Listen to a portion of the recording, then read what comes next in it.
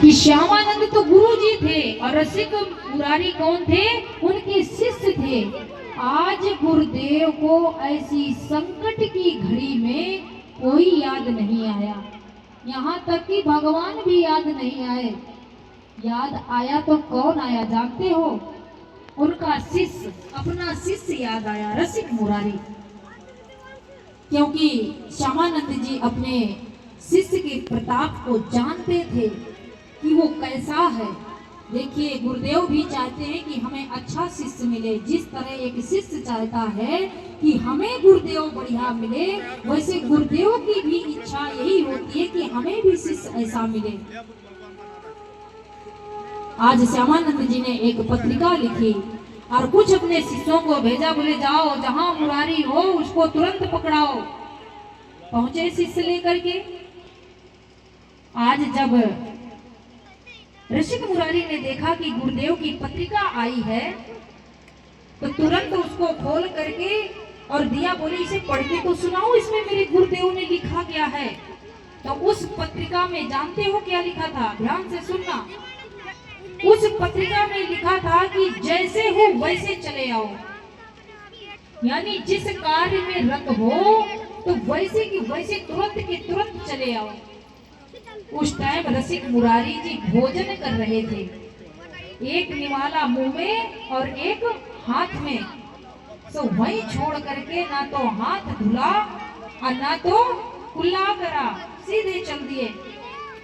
और जैसे गुरुदेव के आश्रम पर पहुंचे तो रसिक मुरारी जी ने पीछे से प्रणाम किया, जो कि धर्म हमारा ऐसा नहीं कहता कि अपने गुरुदेव को पीछे से प्रणाम करो। धर्म हमारा ये कहता है कि सामने से प्रणाम करो।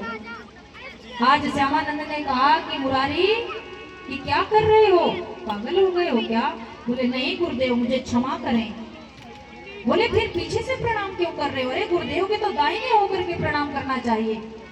बोले गुरुदेव, मैं उस अवस्था में हूँ ही नहीं कि मैं आपके सामने आऊं और आपको प्रणाम करूं। बोले क्यों, क्या बात हुई? बोले मैं तो झूठे मुंह हूँ, हाथ भी झूठा और मुंह भी झूठा। तो बोले ऐसे कैसे? बोले आपने ही तो आदेश किया था कि जैसे हो वैसे चले आओ, जो भोजन कर रहे थे वैसे उठ के चले आए।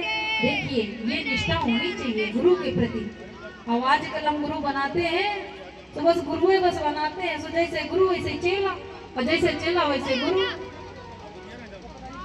गुरुदेव बड़े प्रसन्न हुए और तुरंत कहा कि जाओ अपने हाथ को धुलो, पानी पियो और फिर आओ मेरे सामने। रसिक मुरारी जी ने ऐसे ही किया। बोले गुरुदेव अब आदेश करें, क्या करना है? बोले सुनो, वो जो नवाब है उसने पूरी संपत्ति पर कब्जा कर लिया है। जाओ, मेरा आदेश है कि वानपुर के नवाब से पूरी संपत्ति छीन करके लाओ, चाहे जैसे भी लाओ, और ला करके आश्रम को प्रदान करो, यानी कि दो। रसिक मुरारी जी ने कहा जो गुरु आज्ञा, और तुरंत अपने गुरुदेव को प्रणाम किया और चल दिया। कहाँ? उसी नवाब की तरफ, राजा की तरफ। राजा बड़ा दुष्ट था, बड़ा क्रूर था। आज जब रसिक मुरारी राजा की तरफ जाने लगे तो रसिक मुरारी जी के भी कुछ शिष्य थे। अब यही पकड़ने वाली बात है कि देखिए, शिष्य भी ऐसे होने चाहिए जो अपने गुरुदेव को, और गुरुदेव भी ऐसा जो अपने शिष्य को प्यार करे। आज जब रसिक मुरारी जी जाने लगे तो जो रसिक मुरारी के शिष्य थे उन्होंने कहा गुरुदेव आप ऐसे राजा के पास मत जाइए।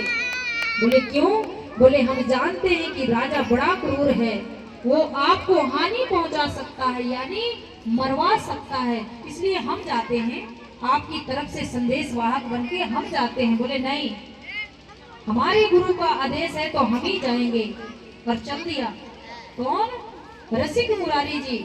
और जैसे पहुंचे तो राजा ने कहा, क्योंकि राजा को पता था कि रसिक मुरारी जी आ रहे हैं, तो जो कपटी लोग होते हैं ना, तो कपटपूर्ण ही मैत्री का हाथ बढ़ाते हैं। बड़ी सुंदर एक पालकी भेजी और पालकी में रसिक मुरारी जी को बैठाया गया। तो जो रसिक मुरारी जी के शिष्य थे वो जान गए कि नवाब इतना बढ़िया तो है नहीं जितना मान सम्मान करेगा। आखिर ये करना क्या चाहता है? रसिक मुरारी जी को कोई फर्क नहीं पड़ा।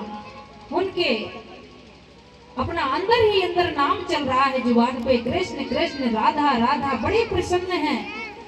और बैठ गए पालकी में, और जैसे पालकी में बैठा करके कहार लेकर के गए, तो राजा ने उनको बताया था कि हाथी के पास पालकी छोड़ करके चले जाना।